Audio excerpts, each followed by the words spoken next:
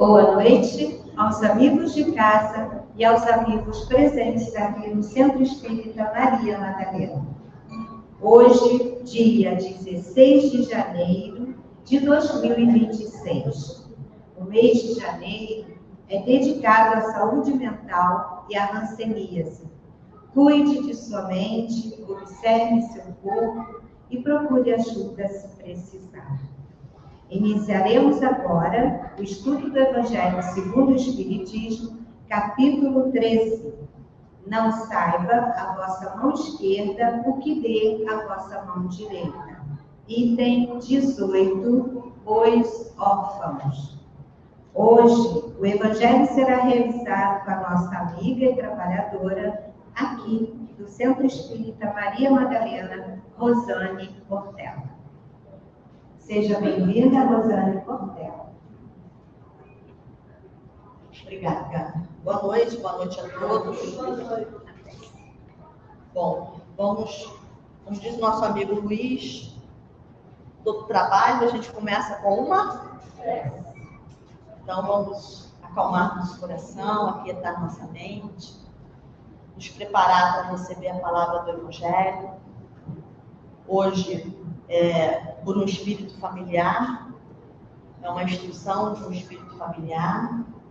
Então vamos pedir à espiritualidade amiga que possa nos amparar, que possa abrir nossas mentes para o completo entendimento do Evangelho da noite de hoje.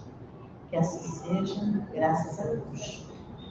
Bom, meus amigos, hoje nós vamos falar sobre os órfãos, né? Então, a gente está no capítulo 13, que a sua mão esquerda não saiba o que faz a sua mão direita.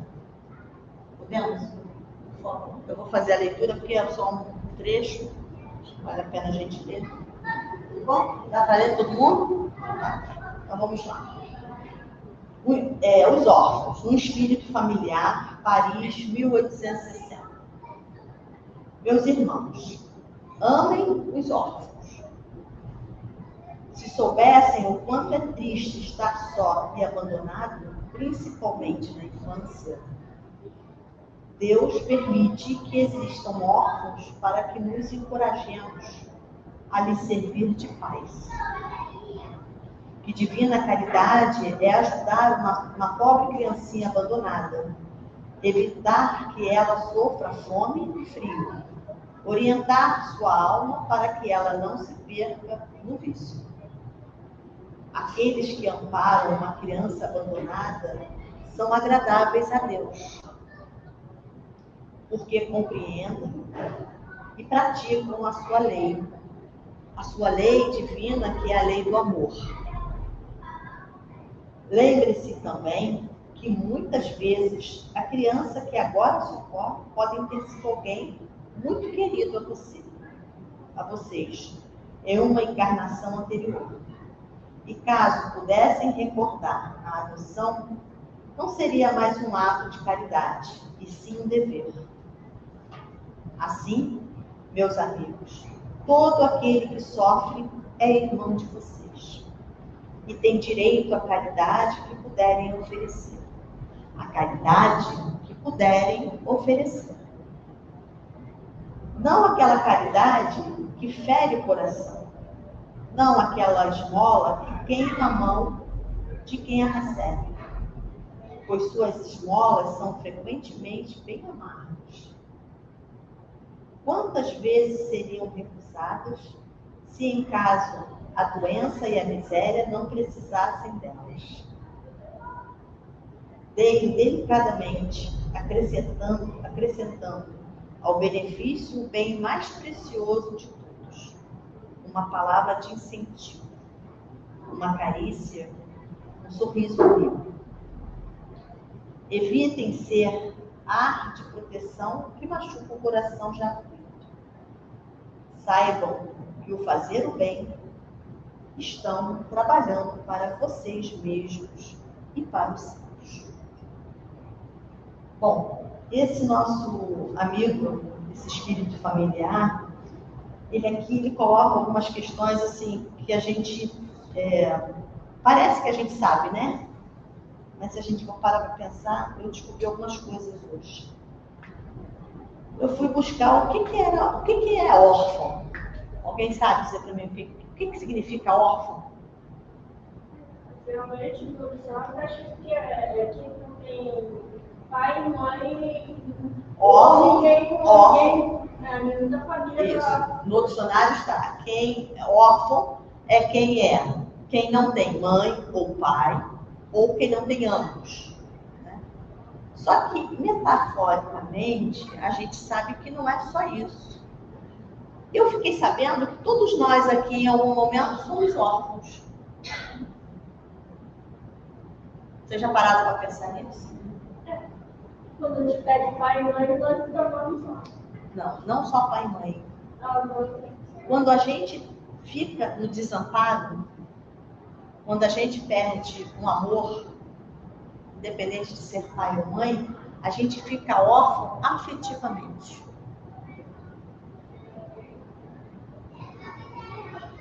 Então, se a gente pode dizer que cada um de nós aqui, em algum momento, somos órfãos. Ou somos, ou vamos ser. Né? Quem aqui não devolveu um amor para a espiritualidade? Todos nós aqui, com certeza. Avô, avó, tio, primo, irmão, pai, mãe. Então, a gente precisa só abrir a nossa mente no sentido de, quando se fala em órfãos, não é só criança. Somos todos nós. É um amigo que chega para te pedir ajuda, e aqui a gente fala da caridade, né? Porque a caridade, ela é silenciosa. A verdadeira caridade divina, a que Deus quer que a gente pratique, ela é silenciosa. Ah, mas quem faz estardalhaço perde? Veja, caridade é sempre caridade, né? Você faz algo, coloca no teu Instagram, no Facebook, né? Coloca no WhatsApp, não deixa de ser caridade. Só que para Deus, essa caridade passa a não ter muita validade. Porque não é essa caridade que Ele nos pede, né? Ele nos pede a caridade, o quê? Pura, desinteressada.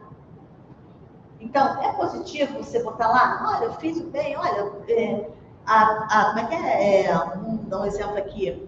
Atendi hoje não sei quantas crianças na praça, dei doce. Ok. Satisfez as crianças? Sim. Fez a caridade? Sim. Mas precisava colocar isso para todo mundo ver? Será que essa caridade foi desinteressada? É um ato. Exatamente. Foi um ato de caridade. Foi um ato, exatamente. Foi um ato de caridade. Então a gente precisa atentar para isso, né? Porque às vezes a gente faz determinadas coisas e diz assim, bom, já ganhei meu dia hoje, né? Já fiz a minha caridade. Aí se dá 10 passos, aí já chega e já fala assim, ó, fulano ali, eu fiz isso. Acabou. Acabou. Caridade pura não é isso. E aqui que ele fala, ele coloca aqui que a mão é naquela esmola que queima a mão de quem recebe. Quando você quer falar, né? Ah, eu fiz isso para você, né? Você passa isso para a pessoa, né? A pessoa te pede alguma coisa assim, não, mas eu não vou fazer não, porque eu já fiz isso para você. Então não é por aí, né? A gente precisa parar e realmente, assim, sentar, né?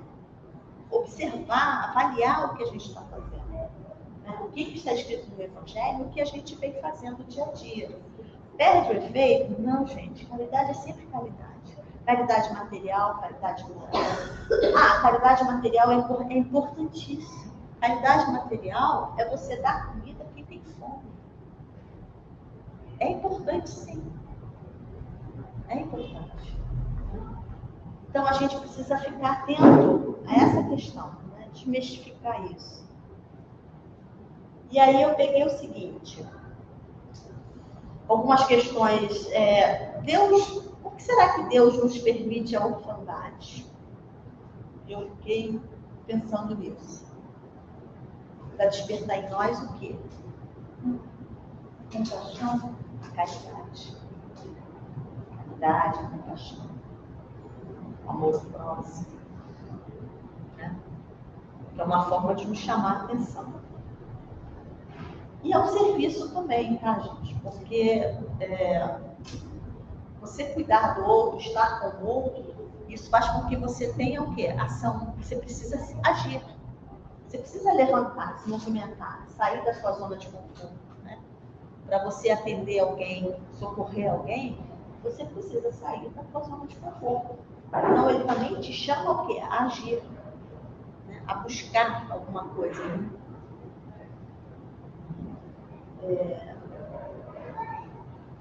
Deus não desampara nunca, isso a gente sabe, né? Deus é Pai, é bom, é misericordioso, é divino,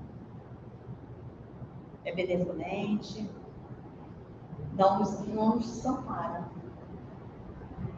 Mas Ele quer que a gente aprenda, não é isso? Ele pede o quê para nós? Que a gente precisa o quê? Evoluir. É só isso que Deus quer da gente. Que a gente evolua. Né? Ou evoluir rápido, devagar, vai depender de cada um. Um passinho, um centímetro, né? Um metro, é de cada um. Mas ninguém sai de uma encarnação, como nós estamos nessa agora, sem evoluir nem um pouquinho. Todos nós aqui estamos evoluindo em alguma coisa. A gente pode ter algumas cascas de banana, a gente pode escorregar, mas em outras coisas a gente já está melhorando. Hoje estamos numa sexta-feira, no mês de janeiro, onde a maioria das pessoas estão de férias. E nós estamos aqui. Por mérito, a gente está caminhando. Cada um aqui saiu das suas casas porque quis vir para cá. Né? Eu não liguei ninguém pedindo, não. Né? Então, assim, isso já é o teu mérito. Olha como é que você já está dando um passinho adiante. Melhor ainda quando sair daqui pensando em tudo isso que está sendo dito, dizer, caramba, e fazer a reflexão de Santo Agostinho, né? Parar e refletir, como é que eu fiz hoje? Será que eu fui legal? A caridade que eu fiz, aquele pão que eu dei na padaria, será que foi legal? Comentei com alguém? Parar e refletir mesmo, né? Porque isso, a gente faz isso assim, no automático. É fazer e ficar replicando, né? Compartilhando a palavra do momento, compartilhando a caridade feita. Então vamos adiante. A gente pode entender o órfão como todo sofredor? Será que todo órfão é sofredor? O que vocês acham? Acho que depende da ligação emocional que a gente tinha com aquela pessoa. Depende do amparo que esses irmãos vão ter. Nosso amparo, né? Porque eu, por exemplo, quando devolvi a minha avó, eu fiquei 1 ano de depressão. E eu tive um amparo que foi a igreja Nosso Senhor Confim, que fica em frente ao cemitério do Caju. Eu trabalhava ali perto, todos os dias eu ia na hora do meu almoço para a igreja para reclamar de Deus, porque levou minha avó. Eu fui amparada por aquele espaço que era me permitido desabafar durante 1 ano. E eu só parei com a tristeza e com o choro quando ela me veio em sonho e disse assim, eu estou bem. Aquilo para mim virou essa página para mim. Então a gente também precisa buscar isso, né? Buscar aquilo que nos conforta, né? Se a gente não tem uma pessoa que nos conforte, a gente precisa buscar um espaço físico, como é um centro, por exemplo. Você entra, senta, você não precisa falar com ninguém, você entra, senta e ouve. Levanta, vai embora, mas você já está, já plantou-se uma semente de quê? Da palavra de Jesus. Porque aqui a gente fala mais de Jesus do que qualquer outra coisa, né? Não sei se vocês já perceberam. A palavra de Jesus aqui é almoço, janta, café da manhã, almoço e janta. Então, essa é a palavra aqui, nesse espaço, né? Todas as vezes que a gente fala do amor de Jesus. Do exemplo de Jesus. Quanto ele é o nosso guia, né? O nosso modelo. O que a gente precisa para seguir adiante. E é ele, né? É só pensar nele. E a gente, realmente, se a gente pensar, nós não somos Jesus, gente. Não se engane. Todo mundo aqui tem o seu pezinho meio fora do trilho. Né? Mas a gente está tentando. Aí quando a gente fala assim, nós somos espíritos imperfeitos. Eu não gosto muito da palavra imperfeito, porque parece que a gente está tudo errado, né? E não, a gente está tentando acertar. A gente está em evolução. A gente está tentando. Né? E o verdadeiro espírito a gente reconhece pelo esforço que ele faz em dominar suas mais inclinações. É fácil? Não, não é fácil. Não é fácil. E a gente sabe que não é fácil. A minha boca está aqui, ó, mais perto do meu ouvido. Então, se a gente começar a criar uma consciência daquilo que a gente ouve e trazer para a gente aquilo que realmente importa, a gente vai ver que a gente vai começando a plantar sementes, né? A gente, quando vai fazer algo que não é legal, a gente rateia. É impressionante. A cabeça da gente faz assim, não. Você dá um passo atrás para pensar. Isso que eu vou fazer, o que eu vou falar, isso que eu estou fazendo não é legal. Já te dá um alerta. Por quê? Porque a doutrina, ela vai nos ensinando, ela vai nos educando. Né? E a gente precisa encontrar um caminho, que é o caminho do bem, o caminho reto, o caminho do meio. Né? Jesus sempre busca o caminho do meio, sem as extremidades, gente. O que é 880 não te equilibra. O que vai te equilibrar é o caminho do meio. É buscar o bom senso. É difícil? É difícil. Mas a gente está tentando. A gente está buscando. Aí ele fala o seguinte. Eu achei muito interessante. Existe distinção da caridade? E aí, assim, todo irmão que é sofredor, ele merece ter caridade. A gente tem caridade para com ele. A gente, quando passa por um irmão na rua jogado, eu sempre peço misericórdia, porque eu não sei aquele espírito de que ordem, que grandeza ele é. Porque tem muitos irmãos que estão jogados na rua que são espíritos muito melhores do que eu. Isso é uma coisa que eu aprendi. Que a gente deve pedir sempre misericórdia, né? Para que ele possa cumprir a sua prova, se for prova, se for expiação, para que ele tenha força, né? Que ele possa ter um amparo necessário. Então, assim, é isso que a gente precisa plantar, né? Isso na nossa cabeça, os bons pensamentos. Essa semana eu passei com um irmão que estava deitado no chão, lá na Perandi. E ele estava deitado no chão, assim, no canto da calçada, e eu não vi, e eu me assustei. Mas no mesmo tempo que eu me assustei, porque ele estava deitado e eu estava falando assim, olhando para frente. Quando eu olhei, sabe quando você se assusta que a pessoa está deitada? Ele fez assim, ele olhou para mim, ele percebeu que eu me assustei, e ele falou, eu olhei para ele e falei assim, bom dia. Aí ele fez assim, bom dia, e foi me seguindo, sabe? Gente, se vocês derem bom dia para esses irmãos, vocês vão ver uma gratidão nos olhos deles, que é uma coisa impressionante. Experimentem, não tenham medo, não tenham medo. Coloca Jesus na frente, sabe? É um bom dia que você dá, e que esse órfão que está ali, que é um órfão, né, afetivo, ele ganha um dia. Mas eu sou humana, eu me assustei. Porque ele estava deitado e eu não vi. Eu vim andando, falando, olhando para frente, quando eu levei aquele susto. Então a gente precisa estar atento a isso também. Né?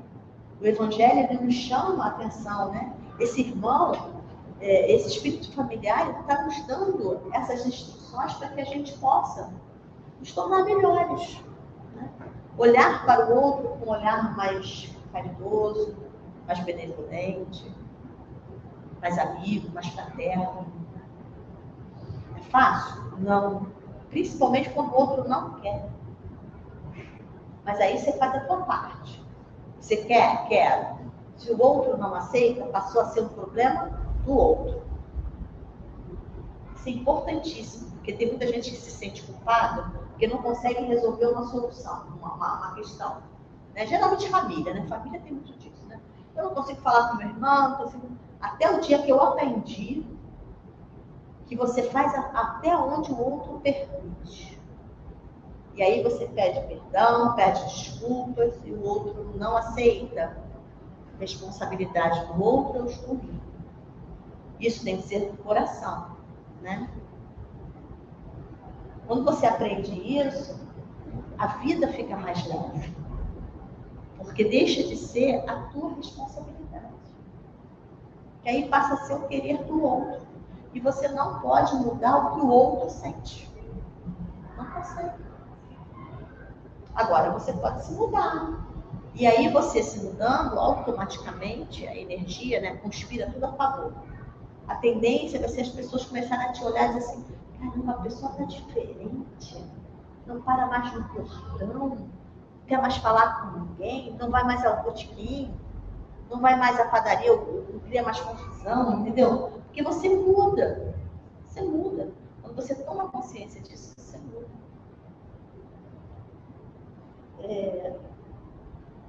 E aí, assim, ajudar uma criança pode ser um cumprimento de um dever de vidas passadas? Pode. Pode ser assim. E eu vou dar um exemplo aqui. Eu tenho uma amiga que cuidou de uma menina, e eu também tenho o exemplo da minha mãe. Uma menina durante 2 anos, que é filha de uma prima que é do marido. Veja, não tem nada a ver com ela. E essa prima precisou estudar fora do Rio. E ela cuidou desta menina durante 2 anos como sendo filha dela. Mas sabendo que tem mãe, a mãe vinha de vez em quando para ver, voltava. Né? Isso foi um pagamento aí, um pagamento de dívida? Eu não tenho dúvidas. Porque assim, nem prima da pessoa ela era prima do marido. Porque a gente tem o direito de dizer não, né? E quem é que cuida dos filhos dentro de casa? É o pai ou a mãe? É a mulher ou o homem? É a mulher. E ela abriu os braços e abraçou isso, essa causa. Então, isso, com certeza, existia ali um comprometimento? Sem dúvida. Sem dúvida. Passado esse período de 2 anos, a mãe voltou, a menina foi morar 0 a 0. Vida nova. Começou uma vida nova com a mãe. Mas esse período que foi passado ali foi aprendizado para ambos, entende? Porque é resiliência, né? É o cuidado com o outro, né? E você cuidar do filho do outro é do nosso já é de filho, do outro, então, imagina. E você cuidar dele como sendo seu, né? Eu, quando trabalhava no Turing, eu tinha uma amiga que ela engravidou e aí ela morava em Minas e a menina nasceu e ela simplesmente não tinha com quem deixar, porque a família toda de Minas. E ela cogitou a possibilidade de pedir demissão aqui para voltar para Minas e falou. E aí eu conversei com minha mãe, mãe, tá acontecendo? Minha mãe sempre gostou muito de criança recém-nascida, sabe? Tá chorando. Até hoje. Mãe, tá acontecendo isso assim, o que você acha? A minha mãe não pestanejou. Diz ela que se ela quiser, ela traz ela no domingo à noite, passa de segunda a sexta aqui, sábado ela pega de manhã. E foi durante 1 ano e meio fazendo isso. Minha mãe dava almoço, dava banho, levava no pediatra. O que será isso? Hoje a menina já é uma mulher, está quase 40 anos. Né? Fala, e aí, vó Loura? O meu pai chamava ela de peixinho de ouro, era um chamego só, parecia neto. O que é isso, gente? Isso não pode ser o acaso, né? Porque a gente tem o livre-arbítrio, né? A minha mãe podia ter dito assim, não quero. E aí? Então, esse espaço de tempo que precisava, essa relação, foi cumprida. Eu acredito, creio nisso. foi cumprida. E aí, muitas das vezes a gente fecha a porta para essas situações na vida da gente. Por isso que a gente precisa vigiar e orar o tempo inteiro. Porque assim, o nosso mentor fala com a gente, o nosso anjo da guarda o tempo todo com a gente, está o tempo todo com a gente. Nos dando orientações, às vezes assim, sinalzinho assim, sabe? É alguém chegar perto e falar alguma coisa, você fica olhando, mas por que essa pessoa parou para falar isso comigo? Alguma coisa tem. Quando começa assim, a gente na semana passada a gente falou sobre missão, né? E sobre as provas. A prova, ela se repete. Ela se repete. Então, se a gente ficar atento, a gente sabe exatamente quais são os testes que a gente precisa passar nessa encarnação. Só ficar atento. Acordar, que a nossa amiga falou, acorda, ora, durante o dia ora, à noite ora e agradece e pede ao anjo da guarda para estar junto com a gente. Porque no dia seguinte começa tudo de novo, é uma página em branco que a gente lê.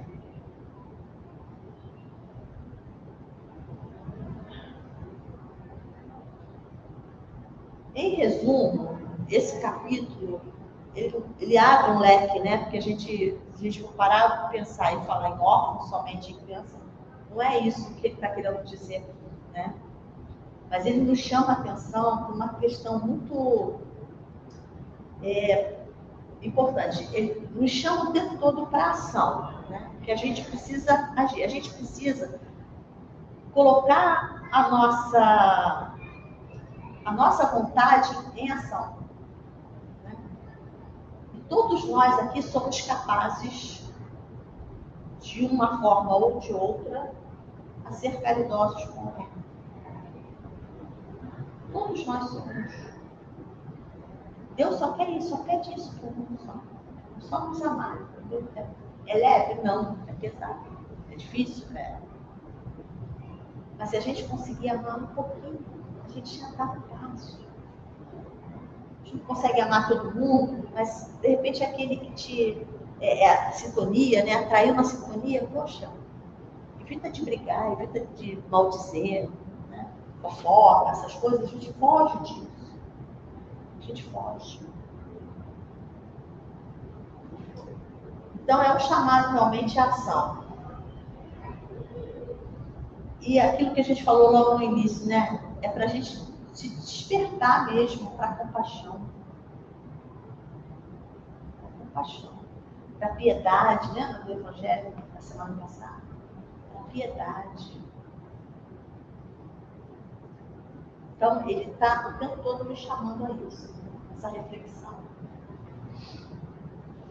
E dentro disso é o amor ao próximo, né? Porque é um dos mandamentos que Jesus nos trouxe, né? Que é amar o próximo. E a gente precisa entender que as dificuldades da Terra são lições para nós. São lições. Que devemos amparar os desamparados e praticar o amor cristão que Jesus nos ensinou.